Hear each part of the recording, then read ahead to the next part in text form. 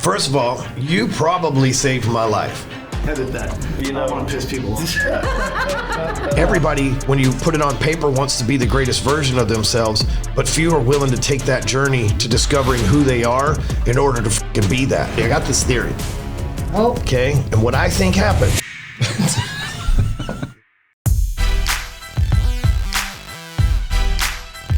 So this is like our first episode of this. It's a little awkward, you know, because I'm used to doing shit by myself. Story of my life. Breaking you out of your shell. And I'm not used to having you. Hey. And Shawn's rather new too. I don't know that we'll even be back in this room, to be honest with you. That's a pessimistic what do you think? point, sir. Think we're gonna be back in this room? But we're trying. We're going somewhere else. We'll figure it out. All right. But we're gonna call this podcast "Standing on Business" because that's like a fancy term that's going around with the youngsters right now. Not the tripod.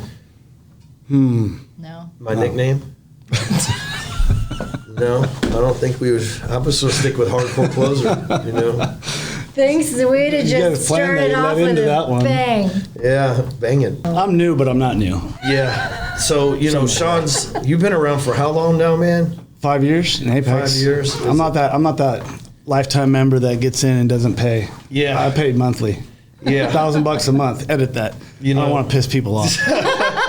No, but I paid $1,000 a month for 4 years, and then I met you 3 years ago for like 5 minutes, set a fly-in, and then I never came back because I was busy. I was working. I was building a pretty cool company. Yeah. And then we met at dinner in November of 19, and then we did an event December of 19, and I started here right before New Year's. Okay. Does that make sense? Is that good? Bring it. Yeah. That's how it went down. So you started in Apex right before 19? Yeah. Okay. All right. Yeah. Did I need to rephrase that? Did I come out clear? Okay. Yeah. But yeah, so I've been a paying member of yours for 5 years. Then now I'm here as the CEO of the company. 2 months ago we started that. That's been hell, huh? It's been crazy, man. Yeah. It's been wild. Great time. I was like, oh shit, what did I do? I think because it was hard. When I started here and you walked in, by day 5, I knew I'm going to have a talk with this man and I'm going to get my ass fired. I told my wife that. I said, him and I are going to have a serious talk.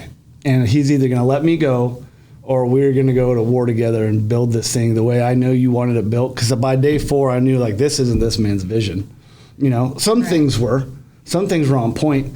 And then, but the majority of what it was, I was like, oh, shit. I was like, what have I done? Well, that's such a valuable perspective because you're in the thick of just working nonstop at this dream. And a lot of times, like, you lose perspective of where you're at. So he had the beautiful perspective of being a client and seeing just the value and the monster and the capabilities of who we were as an organization, coming in and saying, whoa, we're a little off track here. We need to straighten some things out to get where we want to go. Well, not only but a client, but a mentor for a long time. I looked up to you, helped me with my marriage, my drinking, rebuilt my family, built a company, and I had never met you by this time. I was already doing stuff. I was just doing the work. My machine was built. I'd made millions of dollars in sales by this point. And so I'm kicking ass, taking names. So I have a perception of who you are, right? And then you meet your mentor, you're either disappointed or you're not. I was not disappointed. I was disappointed when I came to work for you, right? I came to work for you, and by day 3 or 4, I was disappointed. I'm like, this is not how this man fucking wants this. And then I knew I was going to a power struggle with this couple other people in here, right? So I had to make a decision.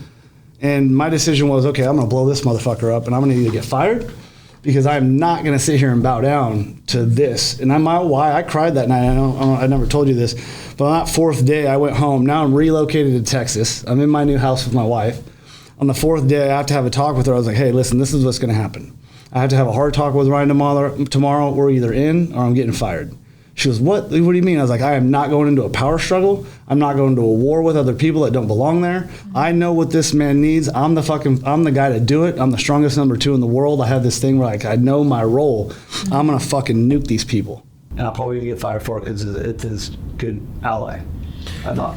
I remember you coming in here and saying, dude, you know, I don't know how you're doing what you're doing because it's like you're in a swimming pool full of molasses, bro. Like, yeah. I remember you saying that exact phrase, and I went, you weren't wrong. That sometimes the right combination of words will unlock a closed mind. And I just thought it was me. True. In all reality, because I had the same one person with me for 7 years that was molasses. And I just thought it was me. I was like, man, maybe I just can't get it together. Maybe I just can't get it. You know, I don't know why I can't grow. And this person, every time somebody good like you would come in, here's what typically happens. See, you actually said, you know, he's either going to fire. You didn't say I'm going to quit. He's either going to fire me or we're going to go to war. Everybody else goes, I'm not going to deal with that. I'm just going to quit. Yep. And I've lost a lot of good people over the years that could be even further along, which, you know, financially that means something, but more important to me, it means there's a lot of people I could have helped that I didn't, and that's a problem. Right.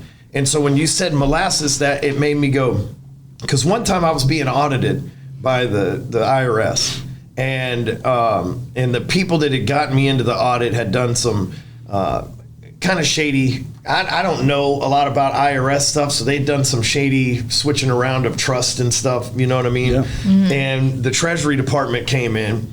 And they said, well, the wheels of justice turn slow. It's almost like molasses running uphill. And so when I never heard that word molasses maybe 20 times in my life, right? Well, what the fuck even is that? I just know it's syrup or something, right? And so when you said that, I was like, that's the same thing. That's the same phrase the feds used, you know? Yeah. And I got to thinking about it, and I was like, I have been carrying. Like, I got to go and make the sales here. I got to go and create the content here. I got to go behind the people who are getting paid good money here to do their job. All the time. Every day. And so, you know, for about a year, you know, I bought this beautiful building, turned it into a dream castle for me and my wife. And then I hated coming here, man. And I didn't know why, you know. And then when I came here, I would shut the door, because I didn't want to deal with any of these people. And I just felt like, man, I can't replace them. How am I going to replace them? I don't got anybody to replace them. That's only going to mean more work for me. Turns out it wasn't. And then when you came in here, I was super excited.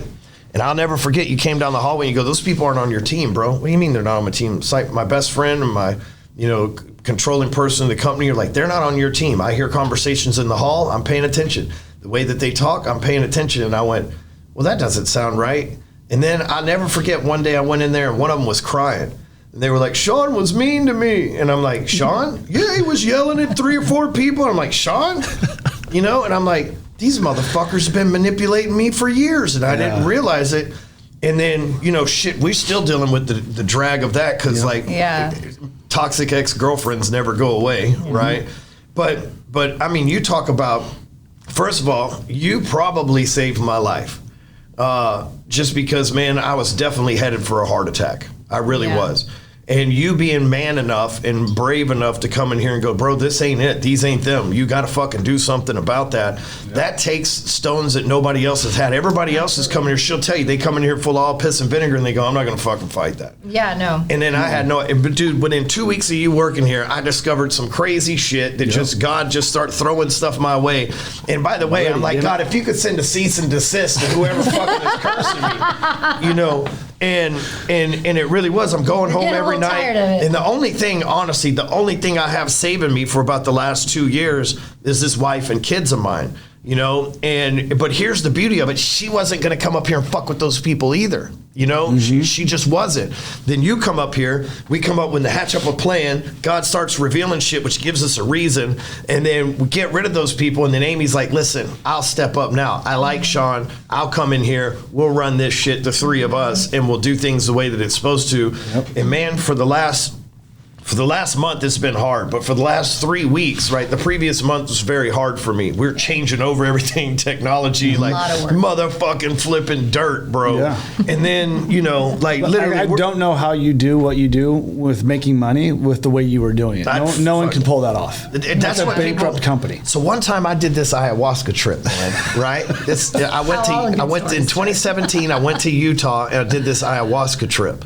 Okay, and I don't know how everybody does it because I've only done it once, but the way they did it was they gave me some, and then a little while later they gave me some more, right? And then a little while later they gave me some more, right? So on the first one, it was like, okay, it was nice and cool, you know? And the second one, it was like I went to a dark place. And the third place, man, I went to outer space and I was talking to God. And God was this thing made of everything. Okay, I call it the goat god, but it was like this thing that was made of everything: grass, plastic, human, animal. It was just this thing made of everything, and it had a form, it had a shape, but it was like every single element. This thing was it, right? And I'm up there, and I'm like, why the fuck is my life so hard? Like, this is the conversation going on in my fucking demented head with this God, right? And he goes, hey man, you wanted to come down here and play at the most difficult level possible so that you could show people anything's possible. Keep working harder. And I went, fuck me, you know, like I shouldn't, you know what I'm saying? Like, and so when you say that, like, I don't know how you do it. It's just sheer fucking will. Bro, that's the thing. Like, just fucking spearheadedness running through it. Oh, you get $1 million accidental bill? Fuck it, we'll pay it. Oh, you got fucking this unbelievable shit, $5 million that you got to pay for in the building you didn't expect? Fuck it, we'll figure it out. Just sheer, and that's one thing people don't know about me, because I'm not out there bragging and talking about, hey, I overcame this and dodged this hurdle and shit. I'm too busy fucking fixing shit that was happening left and fucking right, you know? Then when you came in here, it was like, okay, maybe we're still play the game on difficult, but now we move forward, right? Instead of me being a lineman and there's a defensive lineman, instead of me just fucking running into this, now we run that motherfucker down the field, right? And then it made room to where now she wants to work in here. And so, and this is the woman that's holding it all together for me anyway. Well, and her to come in here and fix shit, like you're fixing shit on operations, she's fixing shit in the financial thing, because what the internet doesn't know about her is she's financial wizard. Yeah, that's what I was wondering, man. You got she's got the background, and the ones that's going to protect your money the most ain't touching the money. Yeah, you know, I was like, that's weird. That was weird to me, like day 2 or 3. By a lot of people. I know it was. They didn't want her involved in it, because then I would have found out they were stealing. Absolutely. You know, and I would have found out that they were overspending and they were padding numbers and shit like that. If she'd have got involved, it'd have been big trouble for them. Yeah. And then, but now here we are. Here we are. And we lived, exactly. We say that all the time. So the evolution, you have an evolution program. This is part of the evolution. It had to happen this way. I think that everything happens for a reason and time. Yeah. The time that has been put in my last 5 years of my life to everything that had happened to be here at this point in time. That speech you gave at MDM, 1 can take 10 to flight. 2 can take 10,000 to flight in the Bible. Yeah. I use this in all my training now. King and prophet. That's real. I'm going to leave everybody on that to go do the research on it themselves, because they need to look that up and watch that speech. The king and prophet. If you compare that in your business, you're unstoppable. Yep. You don't have to lie. You don't have to cheat. All these we know numbers. We know what people are really making in the marketplace. It's not real. By a landslide, it's not happening. Those numbers aren't happening. Yep. And how many facets of income you have to be wealthy? Like, what do you have? Like 50 facets of income or some shit? You don't talk about it, but you do. Yeah. That's real. To see that on the inside now, that it ain't just sell something. It's a combination of all these things done right over years to be wealthy. Because there's that poor, middle class, and rich, right? Poor just work to pay the bills.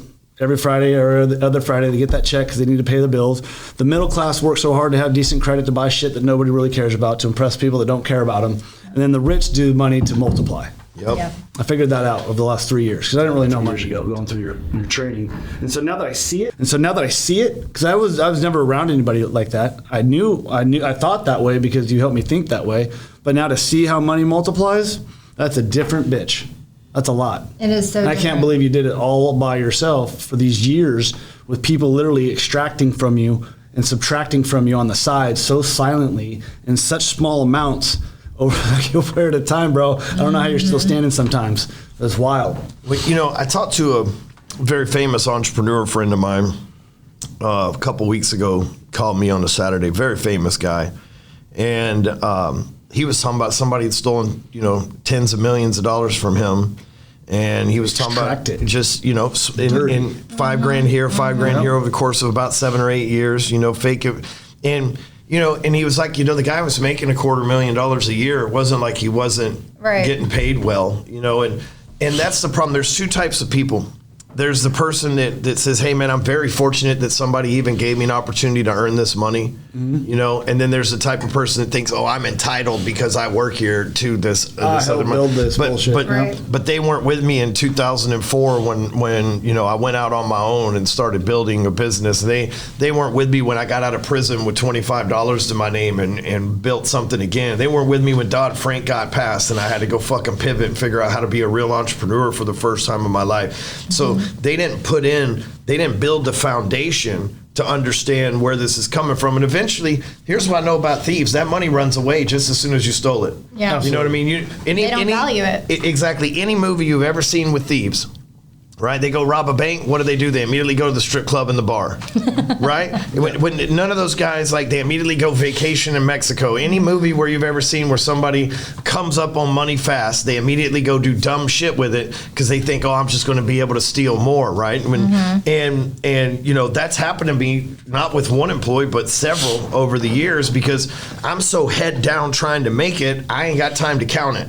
You know what I mean? And that's the truth, you know? And I got the right people around you. Well, and now you know, I do. you always say I've always had the right person. I just At home. And I got Well, a business. And on that note specifically, I feel like you always wanted to give me the gift of retirement. Yeah. I think that, you know, You love being a mom. I love being a mom, and I love doing that, but at the same time, Very mama-licious. well, thank you. At the same time, though, I mean, being here, being able to add tremendous value is just, it feels First one here now. so good. Yeah. Yeah, oh, it's first one here. Yeah. Wyatt's the first one here. I'm the second one here. I'm third. He's third. Ish. She has to drop kids off at Yeah. school. So that makes sense. Hey, I in could there. go and not come here. I agree. I choose to come here. I'm not Thank knocking you. You always just running say through That idea you said running where through the Ryan's going playbook to in take my care of the mind. kids and drop them off. Are you going to get here a little earlier even? Yeah. Is that real? Yeah. I am unable to do You that. ready for that? I have like a very strict morning routine. Yeah, there's a certain headspace you have to go into when it comes to shuttling children, and Yeah. God, I Well, can imagine. I'll help you get there. I got to go work out and stuff. You always say that you're grateful for all of the struggle that you've been through your life, because it has given you this knowledge that you're able to teach other people so they don't have to go through that same struggle in order to learn the lesson. You've gone through the struggle, so you're able to teach the lesson. I truly feel, I mean, going through and trying to organize the chaos of the last filing of 4 to 5 years, it has been like an unbelievably crazy view down memory lane of like, holy shit, what we've been through as a company, and as like much of a whiplash, tumultuous thing it is to take all in. I truly think it's a exact same thing with you going through all of what you've gone through in your personal life. You have learned all those lessons, so you are able to teach that people and make it so, yeah, you don't have to go through that struggle. I've already fallen over that rock. Let me show you how to go around that. Let me show you how to build a ramp over that roadblock. And I think now professionally, holy shit. Well, I think honestly, like there's a couple of things that we haven't been through yet, but we have been through it struggle-wise in terms of scaling, in terms of building this company in an organizational level. Like we have been through it. So the lessons that we are able to encapsulate for people, I think, is powerful and something we've only begun to bring to light. Truly. And when you said, Shawn, we don't have to do this, bro. You and I can go do something else. We'll make so much more money, a lot easier. You like, we could do that. You want to do that? I'm like, no. This is what we're built for. The game on hard. Yep, this is what we're built for. Because you're right. We could just go to Closer Capital and only focus on that. It'd be over. We don't have to deal with the emotions of humanity that we try to help and save, dude. Just Me and you, we could consult 50 people at $100,000 a year, and the net profit from that, without an assistant, without anything else, it fucking we you know what I'm saying? It'd be life changing money that we didn't have to work hard for. Yep. Like, but I chose to do my best to change the world. I think the force of average is if there was a snowball effect, the force of average is that giant snowball just headed towards the fucking village right now, and you see the people going, and the skiers getting fucking mowed over it, and polar bears getting sucked up into it. And if we don't go get our biggest fucking snowblower we got to try to stop that thing, or a ramp to divert it, we're going to be in trouble, man. And, you know, everybody else wants to talk about politics to get ahead or whatever. And I don't think it's a political thing that we're dealing with, right? I think it is way bigger than politics. Politics gets your attention. Hey, I'm political, you know, left, right, in between. But what it really is it's a mindset thing, right? People are starting to say, well, the losers are winning, so why don't I just become a loser? The bad guys are good, so why don't I just become a bad guy? The thieves are the ones with money. Why don't I just become a thief, man? We got to reverse that polarity. I got this theory. Okay, in 2012, there's a company in the Nordic portion of Europe. I think it's Switzerland or Sweden, one of the two. It's one of those two countries called CERN, CERN. And CERN has something called, Amy's heard this story before. She's like, here we go. Geneva. Okay, so CERN has figured out what's called the God particle. So the way that they do this is they have a tunnel that's 15 miles. This is you can look the shit up. It's 15 miles in diameter, okay? And it's a tunnel. And in that tunnel, they send atoms to smash into each other, which is how a nuclear bomb's created, so fucking hard that it breaks it up into the smallest, like shattering glass, into the smallest particles possible. And it turns out there's a God particle that controls time. Right? It's the thing that makes time real on this planet, right? And we're talking about 15 miles in diameter, and they spin the shit around it at and I think it's 17 times the speed of light. It's something just fucking unfathomable, these fucking Swedes, right? And they turned it on for the first time in 2012. Now, by the way, here in Texas, they tried to do that in Waxahachie, which is about an hour from here. There's a place called the Super Collider. And the Super Collider, they were building it in Waxahachie, Texas. And dude, in Waxahachie, man, all of a sudden it went from like poor to like, dude, people were building mansions. And there was this big this place where they were building this Super Collider. And for some reason, I've looked the history up. I don't know why. They just abandoned the project. Probably because America went, I don't want that shit here at the time when we were a good country, because this was the early 2000s. Yeah. So then so now it's a paint factory. Okay, it's a Thompson Moore paint factory, right? That building that they built the Super Collider in. So CERN picked it up and said, nah, fuck it, we're gonna run with it, right? And so they run these things this way, and they run the other atoms this way, 17 times the speed of light, and then they start colliding them into each other, going that fucking fast in this tunnel, right? And so they break them up into the tiniest pieces of glass, and then they go and they see, and they find this God particle, but the first time they turned it on was 2012, okay? And what I think happened, okay, I'm ready for it. what I think happened. What happened, Stewman? If you think up until 2012, okay, I just want to say, I've been through prison. I grew up in the 90s. In the 90s, we got rid of racism. Nobody was racist anymore, right? And even if you were racist, nobody gave a shit. Okay. Yeah. In the 90s, like everybody packed guns, but nobody was doing really drive-bys and shit occasionally in the hood. That didn't really come popular till the 2000s, right? Mm-hmm. But and again, that wasn't something that was really, see, the more you talk about something, the more people normalize it and go make it happen. So I think the media starts talking about shit and it starts to make it happen. Well, in 2012, it was supposed to be the end of the world, right? Mm-hmm. Remember that? The Mayan calendar? Yeah. Yep. They happened to turn CERN on about that same time. Right? These atoms smashed into each other for the first time. This God particle was created, and I think our shit's been falling apart since then. Okay? Good is bad, bad is good, left is right. Like, we don't know what sexuality we are, any of this stuff. So I say that because I'm like, okay, let's say that it reversed the polarity of the world. Okay?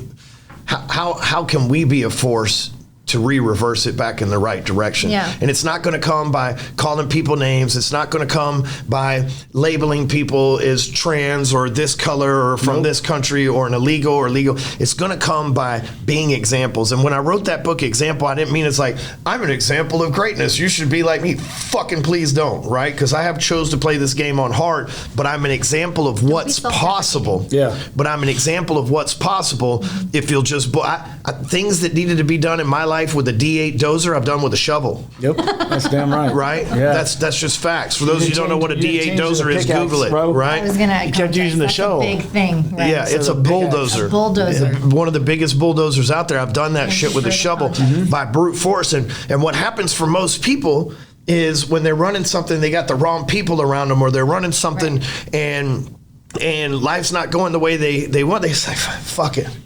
let's just go get 50 people, Shawn, at $100,000. It's $5 million a year. We'll split it 2.5. We don't got no overhead. That's all money on our pocket. Let's just go do it. Easy life. Most people quit. It'd be an easy life. Yep. But I'm not here for easy, bro. I don't think you are either. I know you're not because you stuck with me. Yep. So that's what I tell everybody about my wife. She's crazier than me. She's been with me 26 years after what I put her through. Exactly. How crazy do you have to be crazy to stick around? Right? You know? Yeah. Not crazy. Just I tried to run Amy off because I didn't want her involved in this crazy life. You know what I mean? I'm like, this isn't for you. This is for me. I don't want to drag you and your son into my fucking, because I know I'm only going to get crazier. I know I'm only going to have to move that shovel twice as fast. I know I'm only going to have to, one day I'm going to be driving a dozer. You know what I mean? And then think of how fucking dangerous I'm going to be. Right now it's just a Kubota. Right now it's just a skid steer, but you're working on the dozer. And so you drive that Kubota like a damn four-wheeler. I do. What the hell? There's no way you're going to keep that thing upright, man. You got to be careful, bro. I see you popping that thing I'm up and going to down. put you in a life vest and a helmet next time you get in there. One of them special people helmets. Yeah, with a fucking walkie-talkie, like, hey, where are you? With a little GPS. I'm in an I almost flipped that thing Friday. No, don't tell me that. But yeah, we need to know where you're at because you got 14 lakes, man. You go close to that water, flipping that or ponds. I don't know what to do. I was on the edge of the creek, the fun part. 30 feet in the air, no big deal. But How are you? Here's the thing though. I feel like for the first time, like I trust my wife more than anybody. It's taken us almost 10 years of being together to get to that point, because I always thought like, she deserves so much more than me. There's got to be some ulterior motive for her to be sticking with me, because I'm hard. You know what I'm saying? Like I am hard as they come when it comes to, not like David Goggins hard where I'm running marathons, but like I just bulldoze through shit. If people actually knew, like we were talking to Jeremy Miner the other day and he goes, hey, what's your executive assistant's name? I was like, I ain't got one. He's like, what? Yeah. Talking about? He's like, I got an assistant. He goes, I got three. Bro, he does it all himself. Then he goes, who's your social media manager? I ain't got one. Yeah. He goes, who does this? I ain't got that. And you do all that shit? Yeah.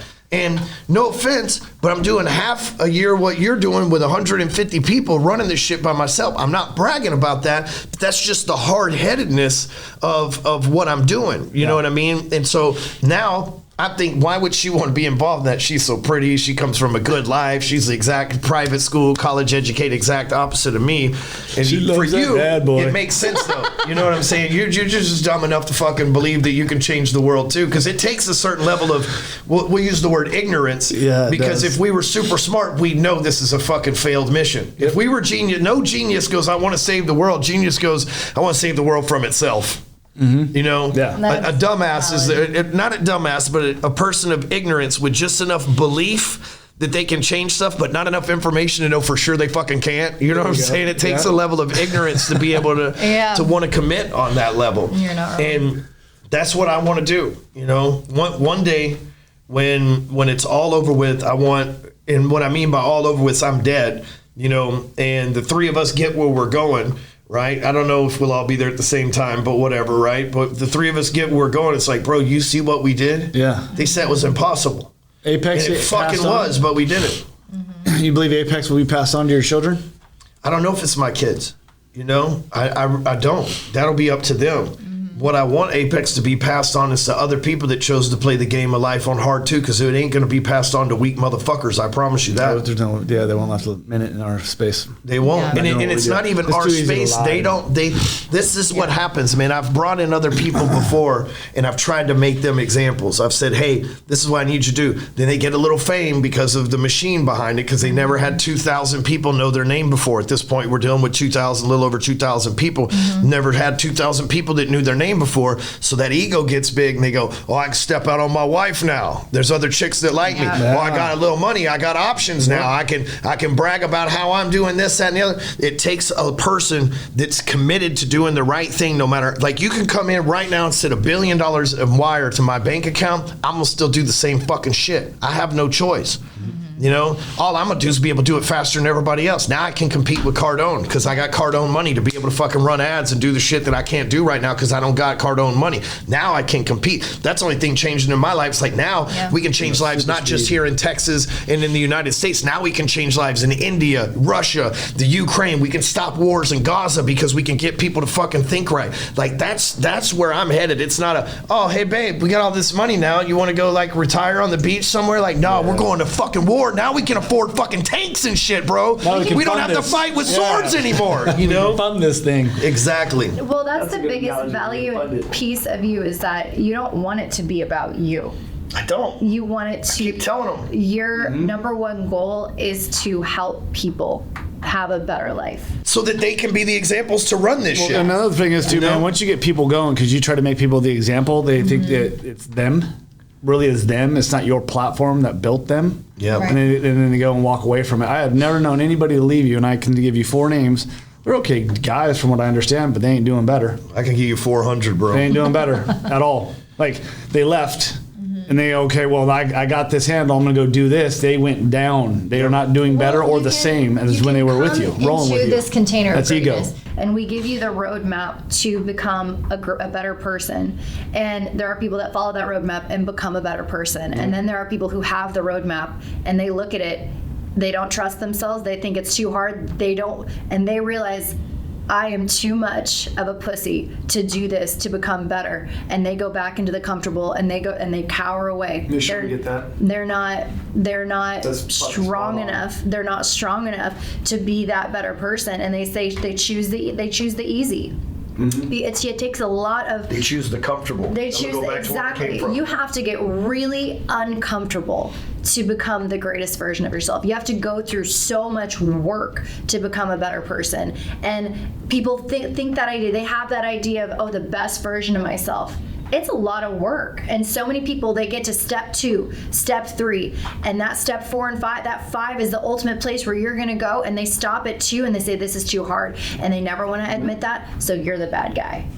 Yep. Yeah, you're the bad guy. I am the bad guy. I can't take responsibility for that shit.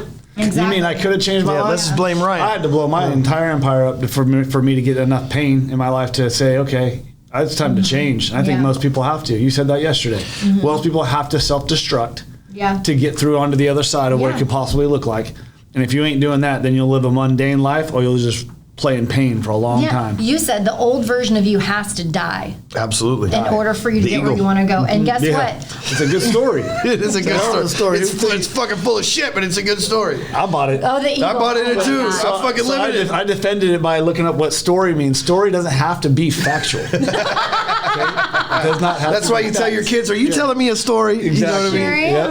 Yeah. It doesn't have to be factual. That's a hell of a story. I got My to line mom told 4 me and I was like, that this is story. full of shit. There's no way. It sounded so good. You know? My mom told me that. Yeah. It's like, you know, Mama said alligators are so angry because they got all them teeth and no toothbrush. What movie is that from? Waterboy. I was like Tommy Boy, Waterboy. You know, a person, there's 3 ways to change, and then there's only about 8 reasons someone would change. The first there is accidental change, like some existential, like I'm just working hard doing things and all of a sudden I get a promotion and I wasn't really working for it, and now I've got to change who I am to be able to keep that promotion at work, or, you know, I accidentally find the love of my life and I got to change who I am to keep her, right? There's accidental change. Then there is the second type of change, which is intentional change, right? It's like, oh, you know, I need to change. I'm not happy, you know, and usually that happens with like you realize you had a drinking problem and you're like, I need to change. That's intentional change. That's the rarest form. Most people accidentally change, or they're into forced change. And forced change is when something catastrophic happens in your life, and if you don't change, you'll die. Right? And then most people won't change until the 3rd level comes in of force, right? Most people aren't intentional about it. Listen, I'm a forced change, right? With me, I was forced to change because I'm not going back to prison, right? Like the 8 things that happen that cause people to change, the 8 most common things that happen that cause people to change are all via force. right? You have a health scare. Doctor tells you have cancer. If you don't change, you're going to die. That's force, right? If you don't change your diet, my friend Jason Poston, he is a diabetic. He drank a lot, everything else. And the doctor told him, if you don't change who the fuck you are and how you eat, then you're going to die. Now Jason's in great shape. He rarely drinks alcohol, if ever. He's super clean eater. That's Jason Poston. He was forced to change, right? Then you've got the second way. You get in an automobile accident and it forces you to change your life because your life flashed between your eyes, right? So for me, I flipped an ATV one time, and broke my neck in 2 places. This is me forcing, like, this is brute force in my life. Like, I flipped this with my friend, turned the fucking ATV over with a broken neck in 2 places and a broken arm, drove that bitch back on 3 wheels. That's my life, bro. In one fucking setting, that's my life. Who the fuck with a broken neck, unconscious, flips the thing over, puts his friend in the fucking vehicle, drives back to the camp, and then passes out right there to go through a fucking, go to a care flight in the hospital, and they told me I wasn't going to walk again. I was like, I flipped flight you, right? Yeah, I was like, I flipped the fucking ATV over. I'm walking again. I'm walking again, motherfucker. C8, C6, C12. I don't give a fuck, I'm walking again. But most people, their life flashed before their eyes, right? I woke up on that fucking helicopter and I went, we're not hunting hogs, I guess, are we? Right? Because we were supposed to be hunting hogs on a helicopter. I was in a life flight. That's number what 2. Year was that? 18. 19. 18. 19. I remember because I bought a McLaren that was 2019. You win. Okay. So that's number 2. So we have a health scare, life flash before your eyes. Number 3 is divorce, right? She left you. If you don't get your shit together, you're going to grow old and lonely. Okay. That's force. Number 4 is you lose a loved one, right? And if you don't change, you're going to be just like them, or you want to change your life to dedicate to them. That's force, right? Number 5 is incarceration. Right? You're going to prison, and if you don't change your ways, you're going to go back. By the way, I'm listing off all these things that I've been through. The example. You know what I'm saying? Forcing you, every fucking one of them. ladder. I've been forced. I'm so fucking hard-headed, guys, that God has had to force me all 8 ways. Okay? All fucking 8 of them. Okay? Here you are. And here I am. You lived. I lived. Number 5 is you have children. You already said 5. That's wild. Oh, 6 is children. Number 6 is children. You're forced to change because now you're responsible for little humans. Yep. Okay. Yep. Right. Number 7 is I said divorce, loss of a loved one. Number 7 is maybe there's only 6. No, I'm pretty sure there's 8. You get the point, right? Consult the Google. But it's those types of things that most, until that happens, see, the person that goes, like you said, to step 2 and turns around, their life hasn't been painful enough for them to get to step 5 yet. Yep. Absolutely. Because it's not easy. Exactly. My wife says one day, it's 2 profound things that she said to me. One time I asked her, I said, man, we had these guys rip us off to the tune of $1 million in an investment. And back when $1 million is always a lot of money, but back when it was fucking catastrophic for our family, and we were really planning on building a life with these people, and they planned on just ripping us off. And I said, babe, why would God allow this? We're the number 1 givers at church, and we're bringing people to Jesus, and we're doing all this stuff, and we're living our life and being examples. Why would we do this? She goes, because they can do this to us with $1 million, so that when you're a billionaire, they won't be able to do it to you with $1 billion. Okay, let's get back to work, right? Yeah. Number 2 thing that she said to me that has always been like super profound in the way that we deal with stuff is, I'm trying to think of the right way to put it, but basically, we have to go through something in order to learn the lesson from it. And if we don't go through these things the hard way, we're never going to get the lesson from it, and for me, I've got to go through shit the hard way, whether it's running a business. It would be easy for me to have bought all my followers, to pretend that I'm some guy, go rent a Lambo, pretend that I'm some guy, have all my shit together. Do you know how fucking hard it was in 2010 to get on the internet and tell people, I've been to prison? Well, no one was doing that.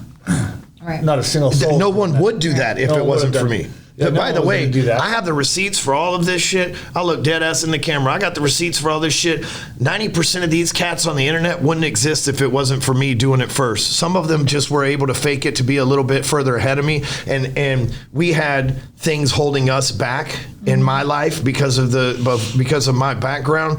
But without me admitting, I was one of the first dudes, if not the first dude, to start cussing on Facebook on a regular basis. I'm sure there were people that cussed, but they weren't like in the public eye using the fucking F word. You know, they weren't in the public eye. Refusing to wear a suit. Refusing. I was one of the first dudes to say, you know what, fuck it, I'll never put a suit on ever again. We're talking 2012, bro. Yeah. You know, guys like Cardone would tell me, hey, if you don't put a suit on and hide your tattoos and stuff, man, nobody's gonna ever do business with you. Now that guy fucking, when did you see him wear a suit? Rarely. Right? Yep. Like, and again, I love Cardone. I'm just saying, like, if it wouldn't have been for those conversations where people tried to change me and I went, no, I'm standing on business. This is who the fuck I am. I'm going to be an example of every fucking thing you guys aren't. I'm going to do the exact opposite of everything. Y'all knock doors, I'm going to get on social media. Yep. Y'all wear suits, I'm going to get a t-shirt. Y'all are clean shaven, I'm going to be covered in fucking tattoos. You wear a Rolex, I'm going to wear a Fitbit. You fucking don't ever cuss and go to church and have Philippians 4:13 on your thing, I'm going to say, fuck your excuses. And people went, Stewman's fucking lost his mind. And now I'm like Eminem. There's a whole fucking world of people that want to be Slim Shady. Yeah. You know? It's a beautiful thing to watch, dude. And I try not to say that with an ego, but it's the fucking truth. And I got receipts to prove the shit. But here's what I know. You know, if it wasn't for me choosing to play, and guess what? My whole goal is to turn this world around so that guys like Cardone could be themselves. So guys like Hormozy could be themselves. So guys like Wes Watson can be themselves. And they can get millions of followers. And maybe they're not my millions of followers, and I'm okay with that. But without me, there wouldn't be those guys to the level that they're at today. I'm not taking credit for their work ethic. I'm taking credit for, I paved the way and showed you what's fucking possible. Now you can take the ball and run with it. I didn't have nobody doing that for me. There wasn't a Gary Vaynerchuk social media expert in 2008 when I started this shit. He didn't exist. He was selling wine. Mm-hmm. That's facts. He's inherited money at his parents' place. Again, not shitting on Gary Vee, but I didn't have a mentor to look up to. My mentor taught internet marketing, Frank Kernan. I said, Frank, I'm going to do everything you're doing through email lists on social media. And he goes, I wouldn't do that if I were you. I think it's a fad. It's a bad idea. It's a sure losing business plan. Yep. You know, 2 days ago, he sent me a text. He's like, hey, man, it's crazy to see the student become the master. That's beautiful. You know, congratulations. You know, he's a badass man. Frank's one of my favorite humans ever. He's a real one, you know. The real dude. But if there wasn't no Frank, there wasn't a Ryan either. Uh-huh. Frank was this guy that was like, you know what? I'm just going to be a surfer, and I'm going to smoke weed and talk like Matthew McConaughey. and I'm going to show guys how they can make money on the internet without wearing shoes. And I went, you know what? That's not who I am. But if that guy can be himself, then I can fucking be myself. Yep. Yeah. And then people went, dude, you can't be this person. But that's who I am. Yeah. 3 years in prison. You know, fucking 10 years of my life on probation, pretrial, and bond, right? Probation, prison, and pretrial release for 10, 11 years of my life. Like, this is what I dealt with. I dealt with the system. In prison, you know how we talk? Fuck this, fuck that, fuck this. Like, I'm going to be that guy out here because somewhere, and it's not about cussing, but somewhere there's going to be somebody that goes, damn, if that fucking guy can do it, and I don't have nearly as much shit in my life as him, maybe I'll give it an effort. That's what it was for me, I'll dude. try it. That's what it was for me on a podcast for home from work on Highway 80. Oh my I turned that thing off. I was so pissed when I heard you speak for the first time. A buddy recommended you. Did I tell you this story? Yeah, but tell them. I like to hear it. My buddy recommended, hey, this hardcore closer, you got to listen to him. I'm like, hardcore closer. What a douchebag. Why would I listen to him? I get that a lot. Why would I listen to him? And he goes, no, just check it out. Seriously, man, just pick one of his podcasts. Just play it. I'm like, okay. So I put it on the truck. I'm listening to it, and you're on a tangent. You're pissed off. You're screaming at everybody for losing. If you don't have 10 grand in the bank, you're not making X amount of money, and you're in sales. No, it was on the podcast. I was playing. Okay. Probably, but it's that. I think it's that video. Yeah, and you're going nuts, right? And I just went. If you want to see hate in the comments, go watch that video on YouTube. Yeah, I said, click. Fuck this guy, and I tossed my phone off to the side of the truck, right? And I drove home in silence. And the whole way I'm festering. I'm so mad. I'm fucking pissed. I'm like, fuck this guy. Who does he think he is? I didn't at the time have the intellect to understand that you were speaking to me, and it resonated with me. Bro, I was talking to myself. What the fuck are you talking about? Right? I was talking to myself. When you got a phone on and you're fucking, who are you looking at when you're in it's the mirror, bro. I was fucking talking to myself. Get my shit together. So I get home. I'm still pissed off. I'm frustrated. I wake up the next morning irritated by you. And then I went on a 9 podcast run that day and just listened to your podcast over and over and over again. It started making sense. I was like, oh shit, dude. Then I did the research. Then I bought the book, Elevator to the Top. Actually, hold on. I'm going to stop a second. Elevator to the Top was written for today. Yeah. You produced that way too early. Because right now, I'm always everything like you 5 wrote in years that ahead book, of everything that's in that book is happening right now. And that's what, 7 years old? Well, 8 years old? Book? 5 years from now, they'll all want a ranch too. roughly. Yeah. So, yeah. So yeah. elevator. So then I bought elevator to the top, and then funnel closer, and here we go down the street. But it took you to irritate me and to get something into me to fester to start the process. And then my wife comes in right shortly thereafter and says, "Hey, listen, I don't think this is going to work. You know, you're not moving. You're not keeping up with your word or your promises. Your daughter can't stand you." And I had all these things like, fuck. And then all of a sudden, that's when I decided, okay, never again. I'm going to fix this. And I just followed your word, line by line by line, built a business, made millions of dollars, changed my life, marriage got better, rebuilt my credit, handled the IRS, like all these things. It's the hardest thing I've ever done, but I took all that to the dark. So it's my responsibility to take it back to the light. And that's one of the things that you taught me over the years is just own your shit. Be responsible. Fuck your excuses. And most people can say that proudly, but very people can act on it honorably. And that's the biggest deal with people is that the cop-out is so easy just to go back to that normal life that's right there pulling you back. Because it's right. I could stop right now and go and be back in my old life in a week. Yep. That's scary. If you don't keep that momentum rolling, you don't keep that pedal down. Right. You know? The right thing to do is synonymous with the hard thing to do. Yeah, there it is. It's it 100% of the time. You know, the easy thing to do is never the hard thing nor the right thing. Mm-hmm. The hard thing is why what makes it right is that it's hard. You know, in that video, by the way, when I'm telling people that if you don't have, I'm talking to myself. Yeah. I had just gotten divorced, and I had given my last dollar to my ex-wife so that her lawyer would stop fucking bothering me and charging me money I did not have. And I had just given her everything. I mean, when I said I wrote a check for it all, I had about $25,000 in my bank account that I had worked. Remember, I'm not far out of prison, not far out of fucking starting a business in a social media. What is that? Like, literally, you know? And saved up 25 grand after fucking losing everything that I'd had for like the 50th fucking time in my life. Now I'm on like 75, but at that time I was only on time 50. And losing everything, and I'm living in this apartment that my friend signed for, and I'm driving a car that costs a couple $100 a month, and you know, nobody knows who the fuck I am on the internet, you know, and I'm just like, man, I'm gonna fucking leave this message for my future self, you know. And I went in and I was like, if you don't have that, I just got in from the gym and I got this yellow headband on and shit, and I'm like, if you don't have 10 grand in your bank account, what the fuck are you doing with your life? And back then I thought 10 grand was a lot of money, bro. That's really, you know, that's really something to do that. And I had it. I had 25 grand and I had to give it up in divorce for the third time that I've lost everything in a divorce, right? And again, forced to change, right? Mm-hmm. And then people started hating on me. They're like, fuck this guy. I'm like, fuck me. I'm one of y'all. The fuck you talking? Don't hate on me. Let's hate me together. Shit, I hate me too. You can't say nothing to me to my face that I haven't said in the mirror, motherfucker. Yep. Right? And you know, I would guess if we were to go back and to that video today, and we were to reply in those comments, hey man, it's been 10 years.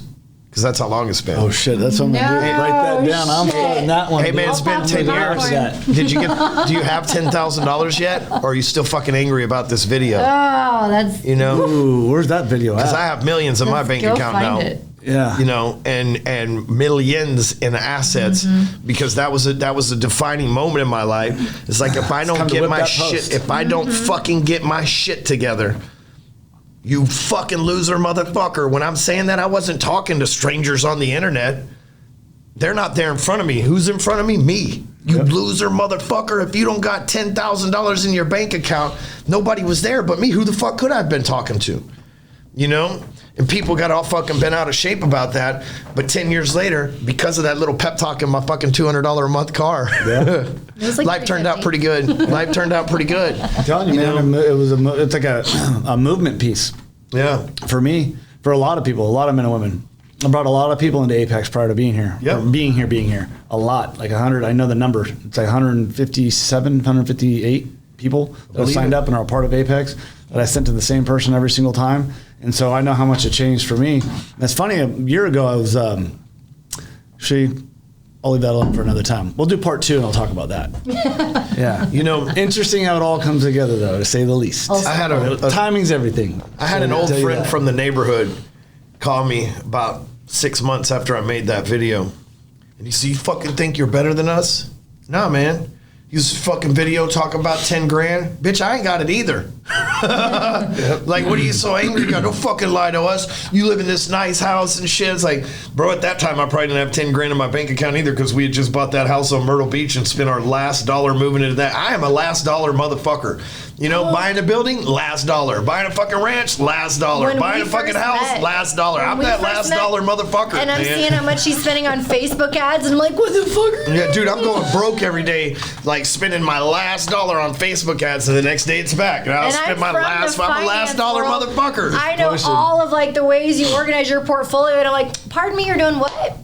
That's hilarious. What are That's you? great. No, we're not doing. No, we're not doing. For all the that. money you spend on Facebook, he sure fucks with you. They don't like me, They man. mess with your that's accounts what and I'm everything. saying. Because Right?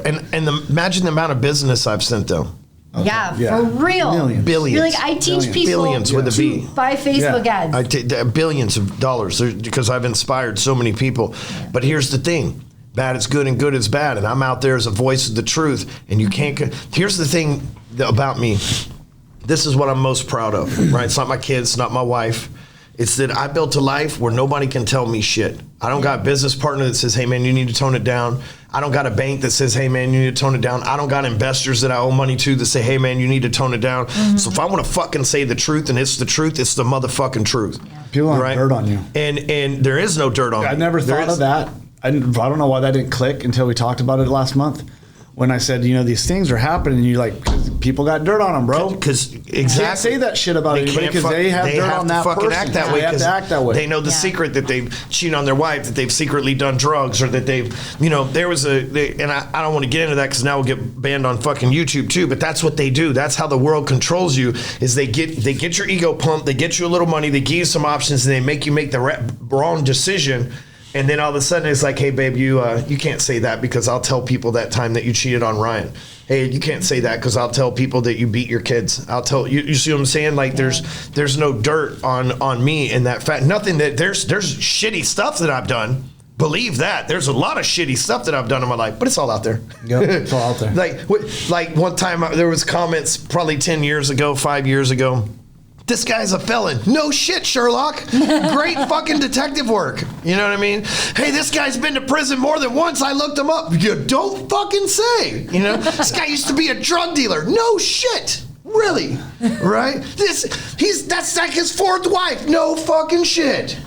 Right? Imagine if I'd hit all that. I think that's what inspired me to say all that, right? Yeah. When I came into this world, this is new to me 5 years ago, right? So when I came into this world, I came in hot, popping off to everybody, and they're like, bro, no one's going to like you. It's amazing how many men and wives started reaching out. Yep. I talk about my marriage and what crazy shit I put her through, and the wives are like, how'd you guys do that stuff? How'd you fix it? How'd you come over the addictions and this and that and that and the gambling and this?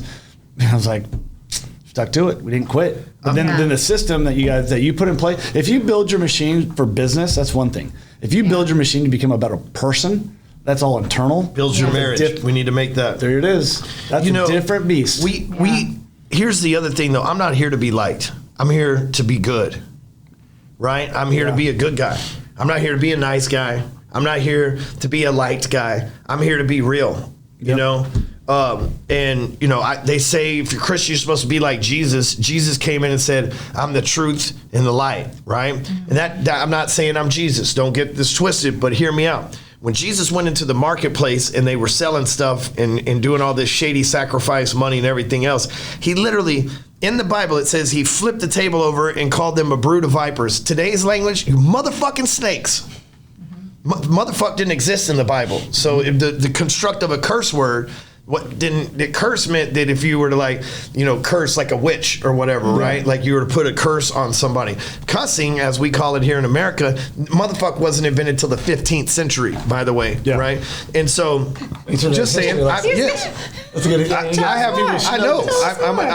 a closer. So it wasn't a construct till the 15th century.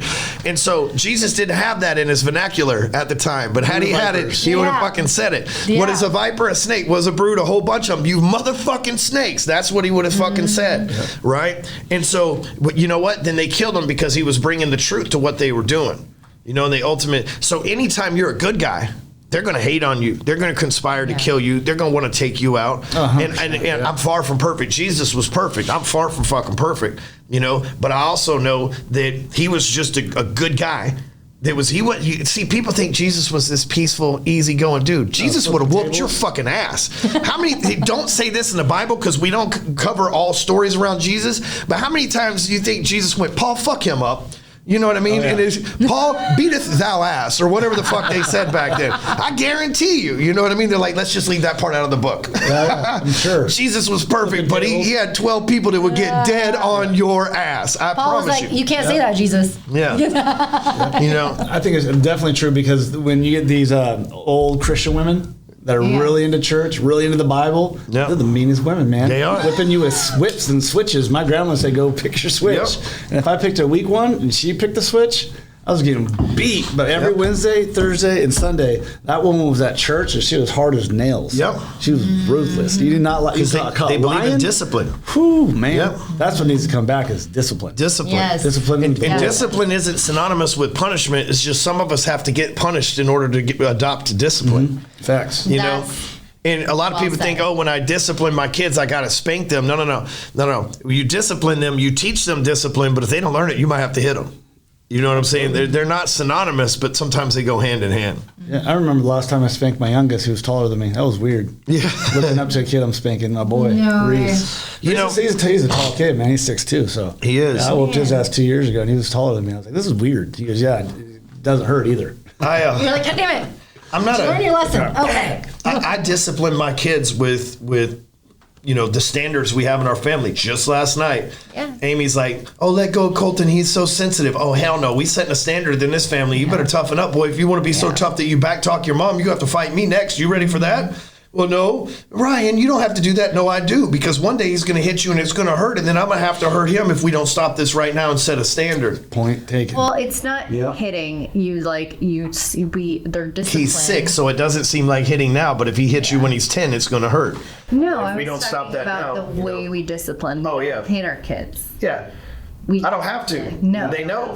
Well, and the beautiful thing is like bringing our core values home. Kids want to be good. They innately want to succeed. They innately want to make you proud. So if you set that standard and you set that in place, they want to do that. And if you call out that they aren't doing that, they're living to that, they're hard on themselves and they hold themselves to that standard. So all I have to say is like, what are our core values? Like this, and they're like, oh man. Like that's impressive. Your children know that. Yeah. The youngest. Not your girl, but Colton. Colton she will soon. Yeah, I know she will. The youngest will that. soon. She's just she will. young. School those boys on it too. And the thing is though, like they also don't want to disappoint mom and dad.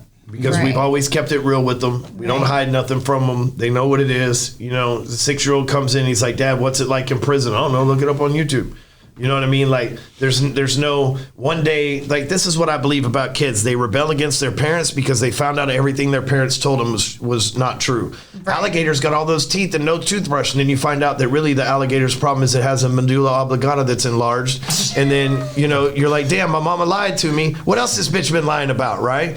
You know, that's the truth. You win for movie references. Yeah, that's a powerful statement because I never lied to my kids. Yeah. Ever. It was like all from everything. When everything was moving, I always told them. I told my daughter. I had a very serious talk with my daughter as a freshman and what boys were going to be asking her to do. I said, if you ever lose your virginity in the back of a car drunk as a freshman, you're a whore. You can't come home. It's true. So my wife lost her mind. That's what I told my baby girl. That's what I told her. You know what? And she may not even be a whore in your mind, but she is in the guys that know that that's how she rolls. You know what I mean? You met my daughter. Yep. She's a classy-ass 22-year-old woman now. And I was hard on her. And I said some things that I probably shouldn't have, but I raised her very... But it's the truth. With lots of love and discipline. Yeah. Threw a boy down the stairs one time. You know, you weren't acting like that in my house, man. And I have great kids because I never lied to them. Yep. I told them that, don't drink. I never said that. You know why a person lies? You have a responsibility out there in that car at the high school party. I never told them not to drink. Told them what would happen if shit went bad. You know, never lied to them. You know why people tend to lie? It's not the only reason, but the majority reason people lie is because they're ashamed of their truth. right? That's the only, one of the only reasons you would lie is if you were ashamed or embarrassed of your truth, right? But I don't get embarrassed by my mistakes. I learned and got wisdom from them, so why wouldn't I share them with my kids? Yeah, that's facts. Therefore, I don't have to lie to them.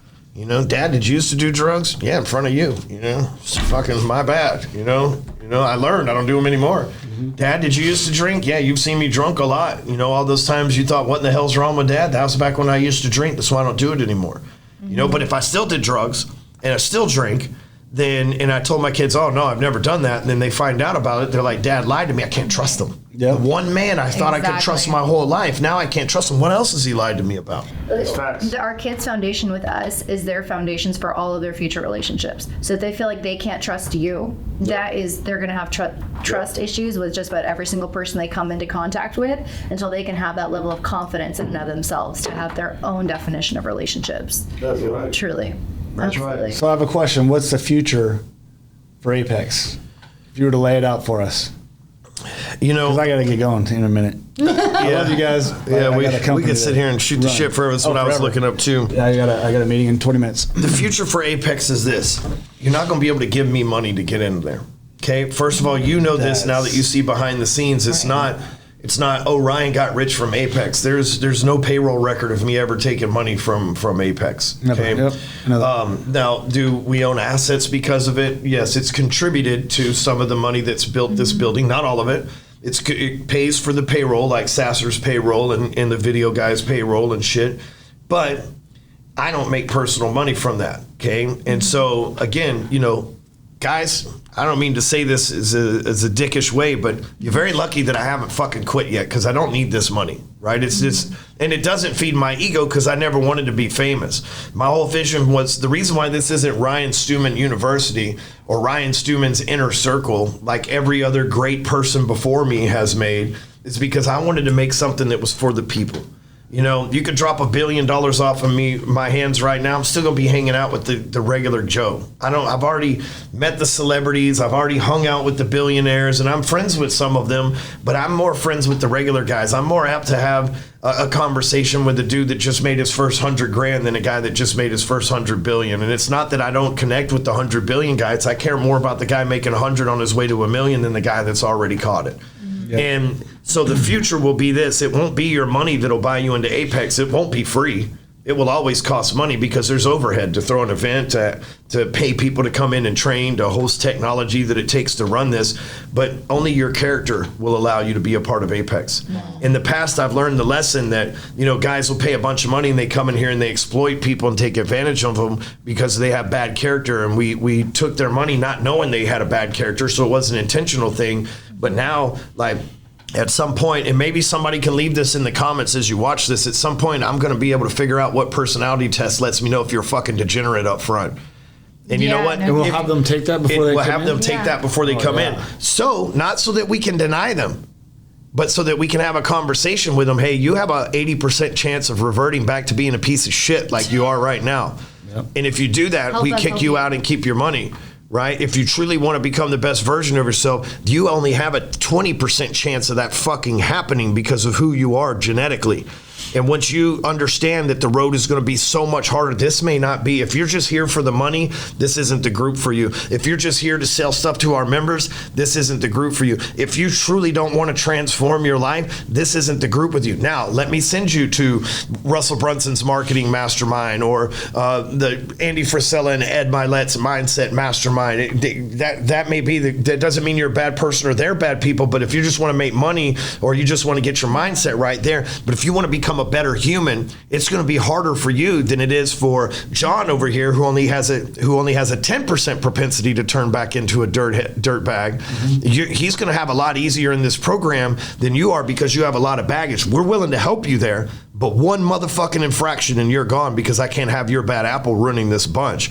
So it doesn't, because here's my calling in life. It's not to go fix a bunch of unbroken people. I don't go out back and work on my Porsche. It came from the factory in perfect shape. I don't go, right? I work on the 1978 fucking truck that I have at the ranch that's seen some shit. That thing's it's been around longer than me. It's seen some shit on the road over the years. You know what I'm saying? Oh, yeah. And so that thing needs the work, right? That's my job, right? Is to work on, because here's my curse and blessing at the same time.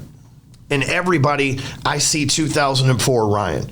The guy that is willing to do the work. He just needs somebody to show him what work to do. Yeah. Right? And I want that for everybody. And it sounds good on paper. This is the other thing my wife said that was, I kind of skipped over earlier, and now I remember exactly what she said. She said, everybody, when you put it on paper, wants to be the greatest version of themselves, but few are willing to take that journey to discovering who they are in order to fucking be that. You know, and so everybody says, hey, I want to come work for you and make $1 million till they get here and find out not every lead's a Ryan Stewman fanboy, right? Yeah. Not every lead has millions of dollars wanting to throw it at us. Not every lead that comes in here even fucking likes me anymore, right? Yeah. Some leads come in here, fill it out so they can get on the phone and talk shit to us because they saw that video for $10,000 and think I'm talking to them, right? Like, and you might run into 15 or 20 of those in a row and be like, man, fuck this guy. Everybody hates him. You don't know what the fuck you're coming to here, but everybody says that's what they want until the road gets hard in front of them. And so my future for Apex is lifting up true examples that are ego-free, that know that ain't none of this shit ours, it's God's anyway, and that they're here to change their fellow man, not change their financial system on the backs of other Apex members. And it's something that you can't buy in with money. It costs money, yes, but you cannot buy it with money. You have to buy it with character and tenacity. That 5 years from now, when we say we represent what winning looks like at all times, if you're a fucking loser, you can't sit with us. I love that. That's doesn't mean you can't be a loser that's on the journey to becoming a winner, but the second we see you back to refraining to loserdom, you can't sit with us anymore. Yeah. Beautiful. Last question, and I gotta go. I find myself answering to Amy a lot because she knows this company inside and out. What's her title?